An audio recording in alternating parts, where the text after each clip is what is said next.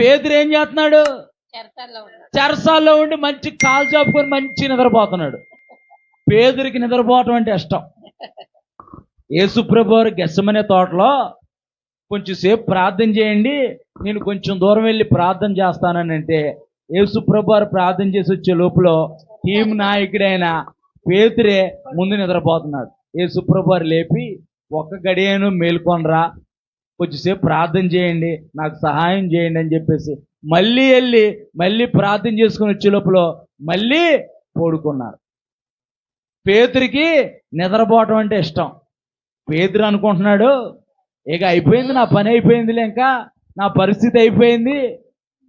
స్టెఫెన్నేమో రాళ్లతో కొట్టి చంపేశారు, యాకోబునేమో ఖడ్గం చేత హతమందించేశారు, 3వ నెంబర్ నాదే అనుకుంటున్నాడు పేతురు.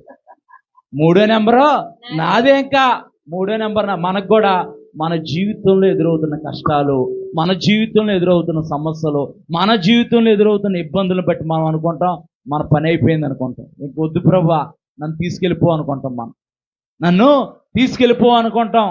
ఈ సమస్యలు, ఇబ్బందులు, ఈ బాధలు, ఈ కష్టాలు నేను భరించలేకపోతున్నాం అనుకుంటాం. పేతురు కూడా అలాగే అనుకుంటున్నాడు, ఇంకా అయిపోయిందిలే, ఇంకా మొత్తం 64 మందిని కాపలా పెట్టారు, నాకు నేను తప్పించుకోవడానికి ఎటువంటి ఆస్కారం లేదు. యేసుప్రభు వారేమో పరలోకానికి ఆరోహణం అయిపోయాడు, నా గొర్రెల్ని మేపమన్నాడు, చెప్పాడు, అంతా ఏమీ లేదు. ఇంకా నేను వల వేసుకొని చేపలు పట్టుకుంటున్నా, మంచిగా బాగుండు, 4 చేపలు అమ్ముకొని బతికేవాడిని, ఇప్పుడేమో అనవసరంగా వచ్చి వీళ్ళ మధ్యన ఇరుక్కొని చెరసాల్లో బంధించబడిపోయి ఉన్నాను, ఎక్కడైనా ఒక 5 నిమిషాలన్నా మంచిగా కునికెత్తే బాగుండని చెప్పేసి పేతురు పడుకున్నాడు.